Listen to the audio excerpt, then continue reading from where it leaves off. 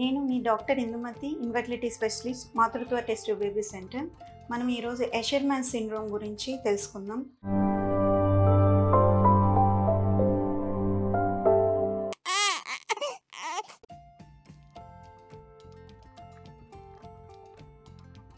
ఎషర్మాన్స్ అంటే గర్భసంచిలో క్యావిటీ అనేది ఇలా ఉంటుంది. దీంట్లో మనకి అతుకులు ఉండటం, గర్భసంచి క్యావిటీ అనేది కొలాప్స్ అవ్వడం జరుగుతుంది. ఈ అతుకులు ఉండటం వల్ల యూజువల్గా వాళ్ళు ఎలా ప్రెజెంట్ అవుతారు అంటే పీరియడ్స్ అనేది పూర్తిగా ఆగిపోవటం జరుగుతుంది. లేదా పీరియడ్స్ టైంలో డ్రాప్ ఆఫ్ బ్లీడింగ్ అవ్వటం అనేది ఉంటుంది. మనం దీనిని హెచ్ఎస్జి ద్వారా డయాగ్నోస్ చేసుకోవచ్చు, అలాగే హిస్ట్రోస్కోపీ ద్వారా తెలుసుకోవచ్చు.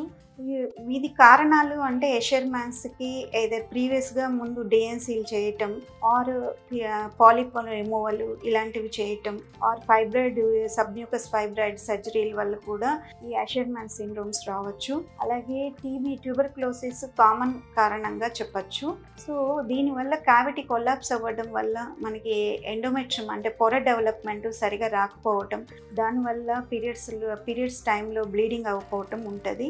దానివల్ల ఎంబ్రో ఇంప్లాంటేషన్ అనేది డిస్టర్బ్ అవ్వడం వల్ల యూజువల్గా వీళ్ళు ఇన్ఫర్టిలిటీతో ఎక్కువ సఫర్ అవుతుంటారు.